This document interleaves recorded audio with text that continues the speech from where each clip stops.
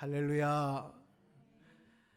하나님의 은혜와 평강이 오늘 여러분 가운데 함께 하시고, 특별히 여러분의 삶에서 이루시는 하나님의 구원의 역사가 더 풍성한 감사로 열매 맺혀지기를 주님의 이름으로 축원합니다. 네. 오늘 설교 말씀은 여러분들께서 신앙생활을 하면서 또 하나님의 자녀로 살아가면서 정말 꼭 마음에 새겨야 될 원론적인 그런 말씀이 됩니다. 오늘 말씀 속에서 큰 은혜가 있기를 바라면서 오늘 제목을 한번 저와 함께 한번 크게 복창해 주셨으면 감사하겠습니다. 시작. 내가 친히 너와 함께 가겠다. 아멘. 인간은 창조주 하나님의 생명 주심의 목적대로 살아갈 때, 그때에만 세상의 존재함의 목적을 이루는 그런 인생이 될 수 있습니다. 그런데 인간은 죄로 인해서 창조주 하나님의 질서에서 떠난 존재가 됐어요. 그게 바로 에덴 동산에서 추방당하고 난 이후부터 펼쳐진 인류의 역사입니다. 그 결과 인류의 역사는 죄로 일관되어져 가요. 죄가 모든 것들을 다 덮어버려요.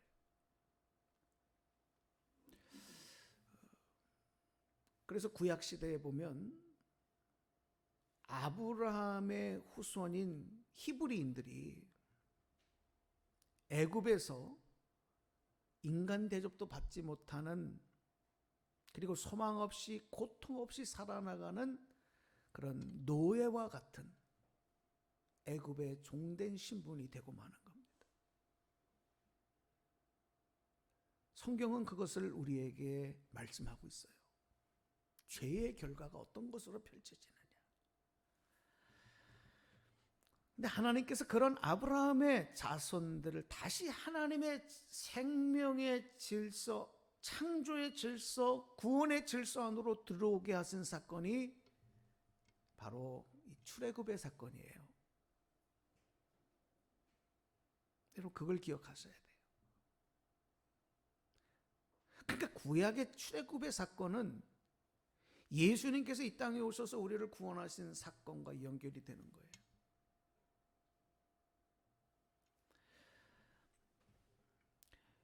출애굽한 그들과 시내산에서 하나님의 백성으로 삼아주시는 새로운 계약을 맺기 위해서 하나님께서는 모세를 시내산으로 부르시죠. 그래서 이스라엘 자손들에게 이렇게 전하라, 이렇게 명령하셨습니다. 그 내용이 출애굽기 19장 5절 6절에 기록이 되고 있어요. 자, 우리 세 번역으로 보겠는데 우리 함께 앞을 보시고 한번 소리내서 읽어보겠습니다. 시작. 이제 너희가 정말로 나의 말을 듣고 내가 세워준 언약을 지키면 너희는 나의 보물이 될 것이다. 온 세상이 다 나의 것이다. 그러므로 너희는 내가 선택한 백성이 되고 너희의 나라는 나를 섬기는 제사장 나라가 되고 너희는 거룩한 민족이 될 것이다.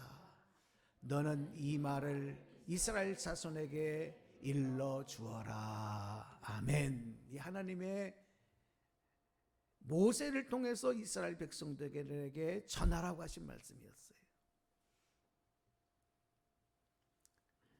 이스라엘 자손들은요, 모세의 말을 듣고 우리가 다 여호와 하나님의 말씀대로 하겠습니다, 그 명령대로 실천하겠습니다라고 응답을 해요.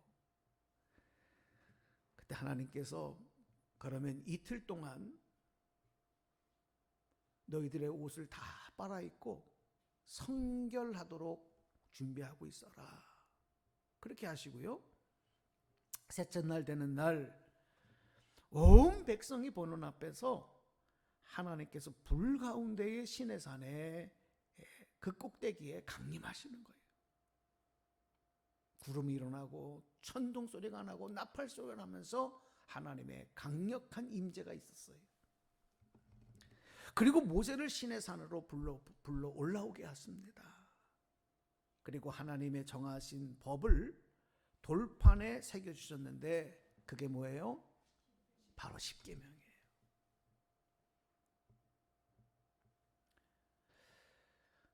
그리고 하나님께서 이스라엘 자손들에게 주실 세부적인 법을 돌판에 새겨주셨는데 그것을 또 말씀하시는데 모세에게 일러주셨는데 그 내용이 출애굽기 20장에서 31장까지 쫙 기록이 되어 있어요.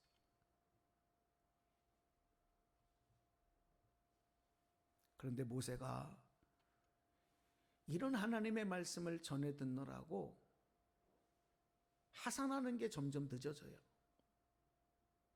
그러는 동안에 이스라엘 자손들은 뭘 합니까? 애굽에서 섬기던 신의 형상인 금송아지를 만들어서 이 신이 우리를 애굽에서 인도하여 낸 신이라 하면서 그 신상 앞에서 제단을 쌓고 제사를 드리면서 애굽에서 했던 종교의식을 거행을 하고 있습니다.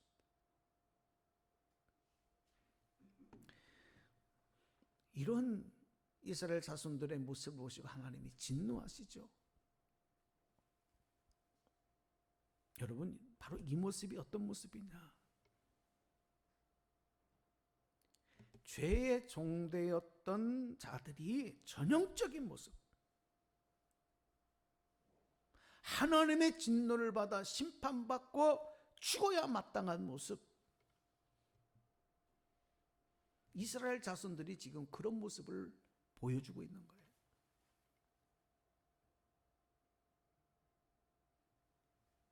하지만 모세는 하나님 앞에 간청합니다. 저들에게 진노를 거두어 주옵소서. 심판의 재앙을 거두어 주십시오. 아브라함과 이삭과 야곱에게 주셨던 그 약속, 하나님 저들을 하나님의 백성으로 삼아주시겠다고 하지 않았습니까? 그 약속하심을 들어서 간청하고 또 간청합니다.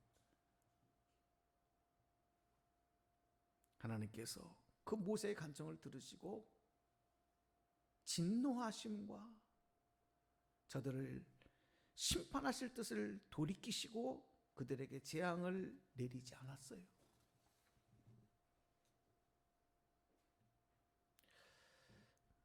그런데도 이스라엘 백성들이 회개하지 않습니다. 모세가 보니까 하나님은 이런 자비를 베풀어 주셨는데도 방자하여 제멋대로 날리고 있는 백성들을 향해서 이렇게 말해요. 너희들 누구든지 여호와의 편에 설 사람은 내게로 나와라.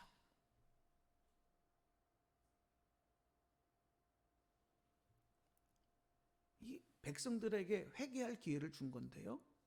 그때 모세 앞으로 나온 사람들은 레위 자손뿐이었어요.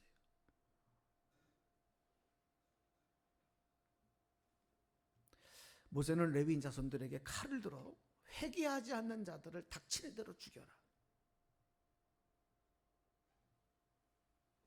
그날에 3,000명가량이 죽었다. 성경은 그렇게 기록을 하고 있습니다. 여러분, 이 사건을 보면서 우리가 깨달아야 될 게 뭐예요? 고집이 세고 교만하고 방자한 마음대로 자기 생각대로 날뛰는 이 죄의 종된 자들이 하나님의 백성이 되는 길이 얼마나 험난하고 어려운 것인가?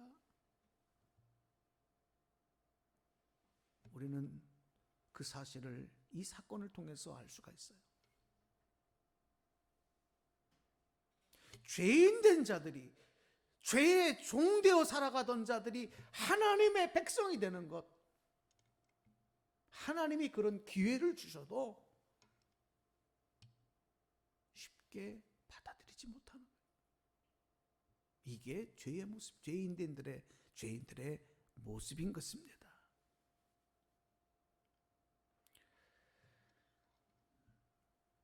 저들에게 재앙을 내리지 않으셨지만 실망하신 하나님께서는요, 모세에게 백성들과 함께 이 시내산에서 떠나라고 말씀하십니다. 그러면서 뭐라고 말씀하시냐면, 약속하신 대로 너희를 아브라함에게 약속하신 것 같이 젖과 꿀이 흐르는 땅에 들어가게 해주겠다. 하지만 나는 너희와 같이 가지 않겠다. 자, 출애굽기 33장 3절을 보겠습니다. 자, 함께 저하고 같이 함께 합독합니다. 시작. 너희는 이제 곧 젖과 꿀이 흐르는 땅으로 들어간다. 그러나 나는 너희와 함께 올라가지 않겠다. 너희는 고집이 센 백성이므로 내가 너희와 함께 가다가는 너희를 없애버릴지도 모르기 때문이다. 아멘. 참 하나님이 얼마나 가슴이 아프셨을까? 얼마나 안타까우셨을까? 그때 이스라엘 자손들이요, 비로소 하나님의 준엄하신 말씀을 듣고 슬퍼하고 통곡합니다.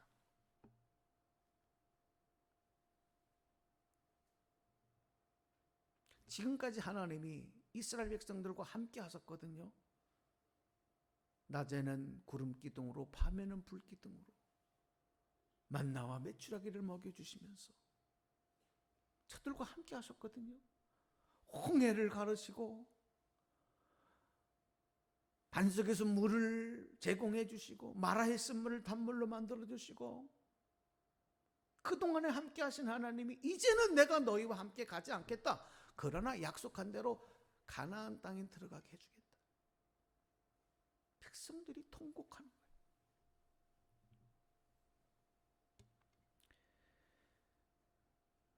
그러면서 그들에게 변화가 나타나요.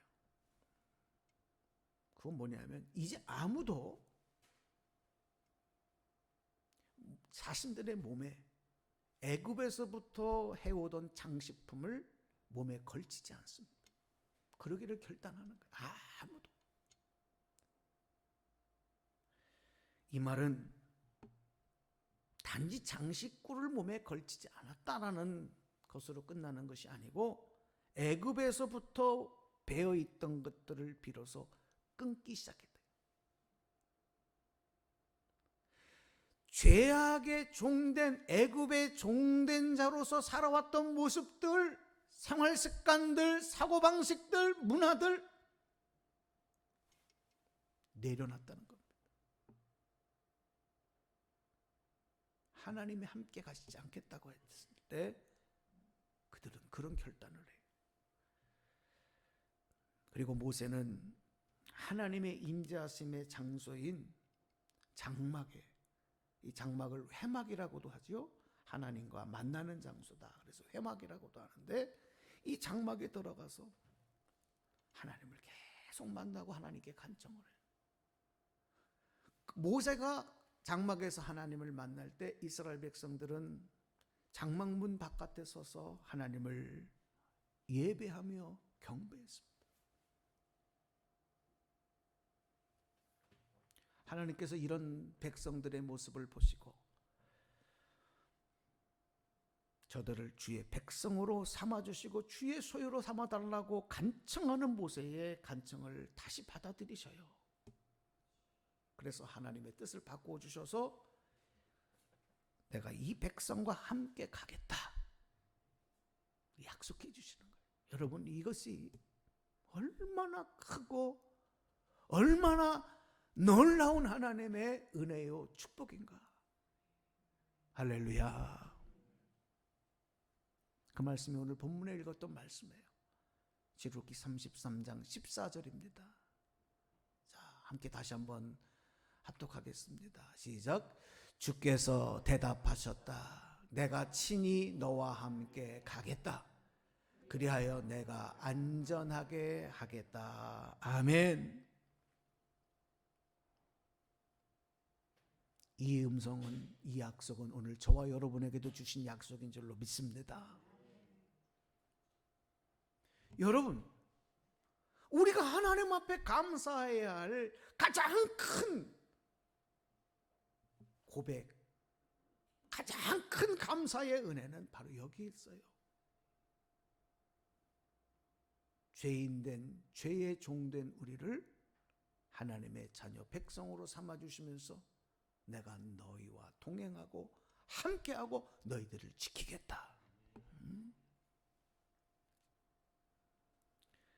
이 말씀 안에는 내가 너희를 하나님 백성 삼겠다, 나의 백성으로 삼겠다는 뜻이 담겨져 있습니다. 그래서 모세에게 다시 돌판을 준비하게 하셔요.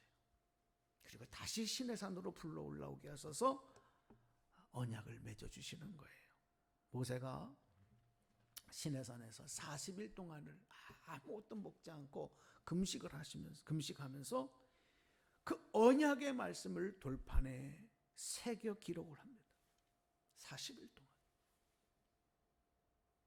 그리고 그것을 가지고 내려와서 백성들에게 전했습니다. 명령했습니다. 이스라엘 자손들은 이제 하나님과 언약의 하나님과 새로운 약속된 언약의 백성이 되었기 때문에 바로 이 하나님의 법을, 하나님이 제정하신 법을 따르는 삶을 살아야 됐던 것입니다. 제가 지금 오늘 여러분에게 이 출애굽기 내용을 지금 전체를 요약해서 말씀을 드리고 있어요. 그런 백성들에게 하나님이 첫 번째 명령하신 게 뭐냐? 하나님의 언약 백성으로 삼아주시고 저들에게 언약의 법을 주시면서 첫 번째 명령하신 것이 이스라엘 백성 자손들에게 하나님의 임재하시는, 너희들과 함께 하시는 장소인 성막을 만들기 위해서 자원하는 예물을 하나님께 드려라. 이 명령을 첫 번째 내리셔요. 그들의 소유 중에서 여호와께 드릴 것을 택해서 마음에 원하는 자는 그것을 드리라. 이렇게 말씀을 했는데 지금으로 말하면 건축헌금을 하나님께 드리라는 거예요. 하나님이 너희와 함께 할 수 있는 장소를 만들라. 그 일에 자원하는 마음으로 함께해라. 하나님의 명령을 듣고 이스라엘 자손들은 마음이 감동되어 자원하는 사람은 자신이 소중히 여기던 것들을 기쁨과 감사함으로 예물로 올려드렸습니다. 그 내용이 출애굽기 35장 29절에 기록이 되고 있습니다. 자, 함께 또 읽어볼게요. 시작. 성소에서 예식을 올릴 때에 입는 잘 짠 옷과 곧 제사장 아론의 거룩한 옷과 그 아들들이 제사장 일을 할 때에 입는 옷이다. 아멘. 19절이 올라왔는데 35장 29절 말씀이었는데요. 자, 29절을 제가 다시 읽어드릴게요. 29절 말씀입니다. 스스로 바치고 싶어하는 모든 남녀 이스라엘 자손이 주께서 모세를 시켜 명하신 모든 것을 만들려고 기쁜 마음으로 물품을 가져다가 주께 바쳤다. 이렇게 29절에서 말씀을 합니다. 19절은 오타가 난 겁니다. 출애굽기 마지막은 이렇게 언약 백성들이 자신들이 자원하여 드린 예물로 하나님의 성막을 만들어 봉헌할 때 여호와의 영광이 성막에 충만하게 임했다는 것과 그리고 이후로 하나님께서 언약 백성인 이스라엘 자손들과 함께 하셨고 이스라엘의 온 족속들이 그것을 보았다. 이렇게 출애굽의 마지막이 기록이 되고 있습니다. 저는 오늘 이 죄악의 종이 되고 애굽의 종으로 살아가던 이스라엘 자손이 하나님의 언약의 백성이 되는 과정을 오늘 출애굽기서에 기록된 말씀을 통해서 여러분에게 전했습니다.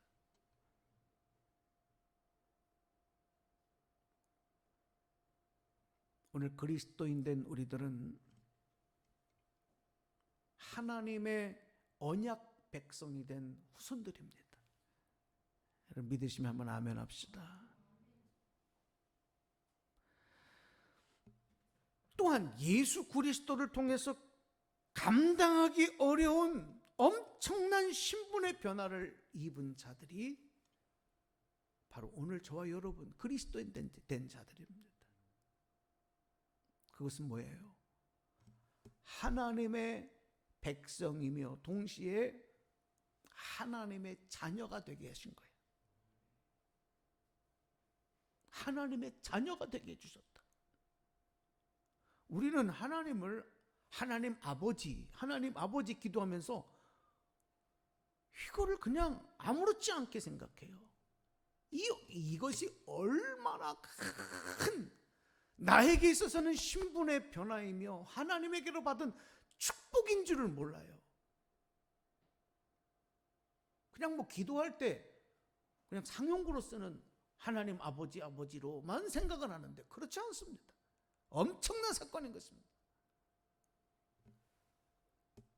하나님의 백성 되는 가정을 여러분 들으셨잖아요.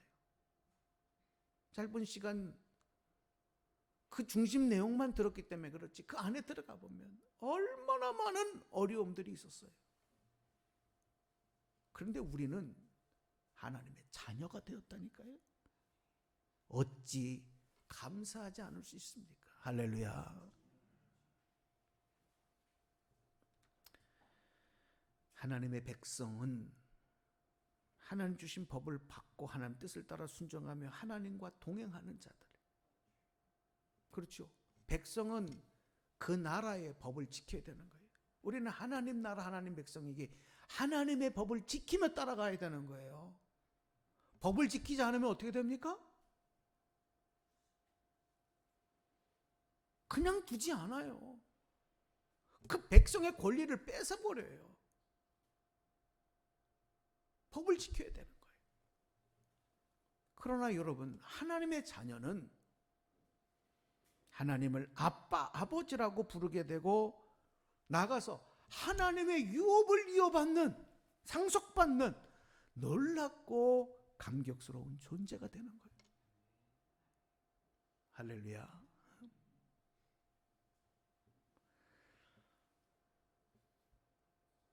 하나님의 자녀가 된다는 것은 하나님의 생명을 잃어버렸던 하나님의 생명을 다시 받았다는 거거든요. 누구를 통해서? 하나님의 외아들이신 예수 그리스도를 통해서, 예수님의 생명을 통해서 우리는 하나님의 자녀가 된 거예요.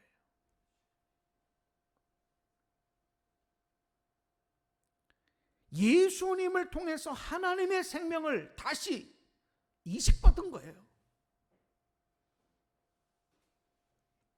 그러니까 우리가 하나님을, 예수님을 나의 그리스도로 구원자로 영접하면 예수님의 십자가의 보혈이 우리를 씻겨주시는 그 순간에 죄인된 우리를 하나님은 의롭다 인정하시면서 자녀 삼아주시면서 하나님을 아빠, 아버지라 부르게 하셨죠. 할렐루야. 왜 하나님이 나의 아버지 되신지도 모르고 그냥 하나님 아버지 하면 안 되죠. 하나님 날 낳으셨나? 육신의 부모와 하나님 아버지가 뭐가 다른 건가? 이런 것 가지고 고민하는 성도들이 있다니까요.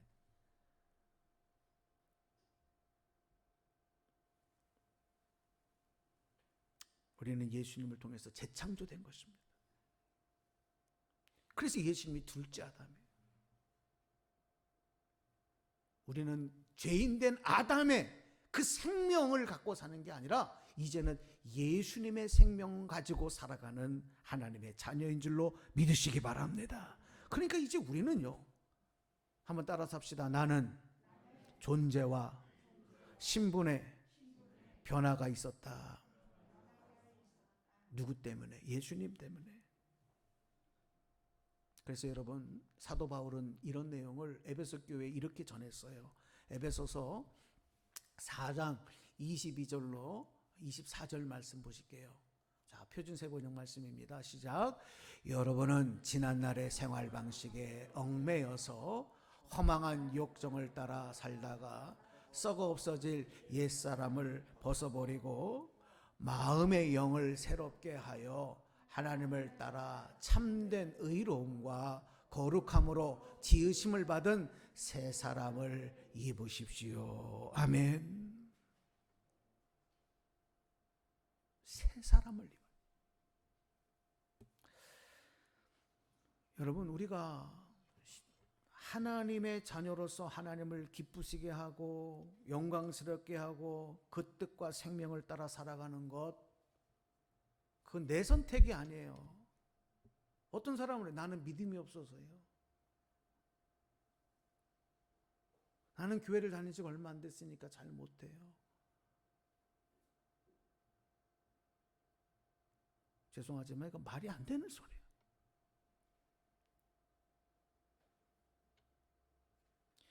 하나님의 생명을 받았으면 하나님의 자녀로서 마땅히 하나님을 기쁘시게 영광스럽게 하며 살아가는 것, 그리고 하나님을 기쁨으로 예배하고 하나님을 기쁘게 하는 자원하는 감사의 예물을 드리고 하나님의 뜻을 받들어서 이 땅에 하나님 나라를 이루어가는 일에 앞장서는 사명을 감당하는 거, 핑계 댈 수가 없는 거예요.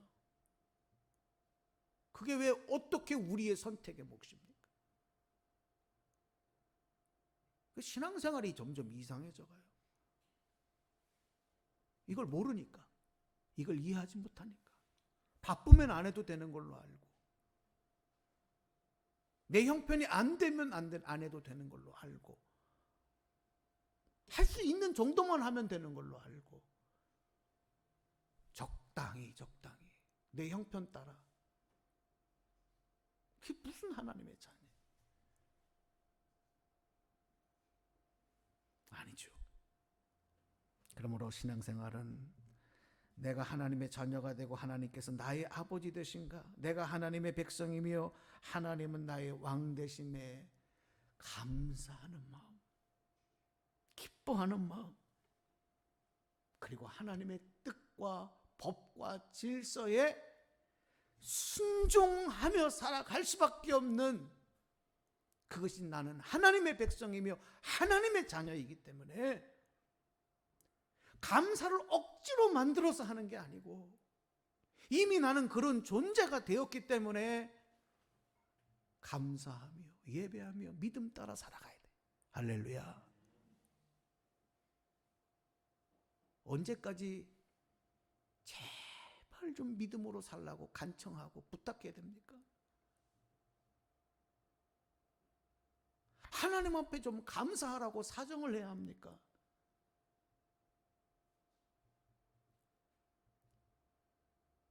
이 사실만 우리가 믿고 고백한다면 이스라엘 백성들이 자원하는 마음으로 하나님 앞에 나와 영광 돌리며 기뻐했던 것처럼, 내가 누구니까?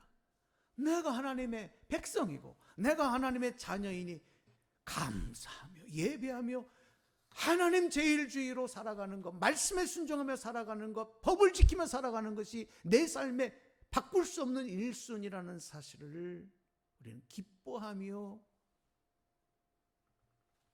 살아갈 수 있는 온전한 하나님의 자녀가 되는 거예요. 교회 나와서 예배 드리는 것, 기도하는 것, 봉사하는 것, 그런 것들이 신앙생활의 일부는 될 수 있지만 사실 그것만 갖고 되는 게 아니에요.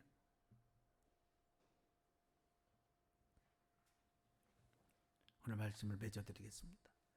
내가 하나님의 자녀됨에 대한 감사는 우리 그리스도인들이 반드시 갖춰야 되는 영적 정체성이에요. 사람이 자신이 누군지를 모르고 방황하면요, 그 사람이 인생은 엉망진창이 돼버리고 말아요. 자기 정체성을 잃어버리면.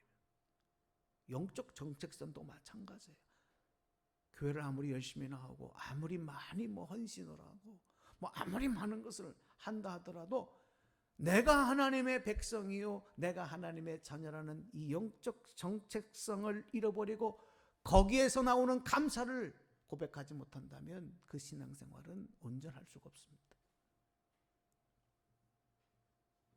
그러므로 그리스도인들은 새로운 피조물 된 자로서 죄의 종되었던 세상의 구습을 따르지 않는 새 사람을 입어야 돼요. 그것이 이스라엘 백성들이 자신들의 몸에 애굽에서부터 수백 년 동안, 약 한 500여 년 동안 몸에 배었던 것들을 끊어내고 중단하고 변화되어지는 모습과 같은 거예요. 우리는 우리의 생명이 있음과 이 땅의 존재함은 왕이신 하나님을 따르고 섬기는 왕 같은 제사장의 사명을 감당하는 모습이 되어야 됩니다. 왜? 하나님이 왕이시고 하나님께서 이 땅의 모든 것을 인도하시는 분이기 때문에 우리는 그 뜻을 받드는 제사장과 같아야 돼요. 왕 같은 제사장. 이것이 바로 그리스도인의 정체성과 삶의 사명이 되어야 되는데요. 그래서 여러분, 베드로 사도가 이런 내용에 대해서 베드로전서에 보면 이렇게 증거했던 것입니다. 베드로전서 2장 9절 말씀입니다. 읽어보겠습니다. 시작. 그러나 여러분은 택함을 받은 민족이요, 왕의 제사장들이요, 거룩한 국민이요, 하나님의 소유가 된 백성입니다. 그것은 여러분을 어둠에서 물러내어 그의 놀라운 빛 가운데로 인도하신 분의 업적을 여러분에 선포하게 하려는 것입니다. 아멘. 깨닫기 바랍니다. 이 말씀을 여러분의 영적 정체성으로 삼아야 돼요. 그리스도인의 정체성이 되는 거예요. 몸만 왔다 갔다 하지 마시고, 목회자가 이렇게 하십시오, 저렇게 하십시오,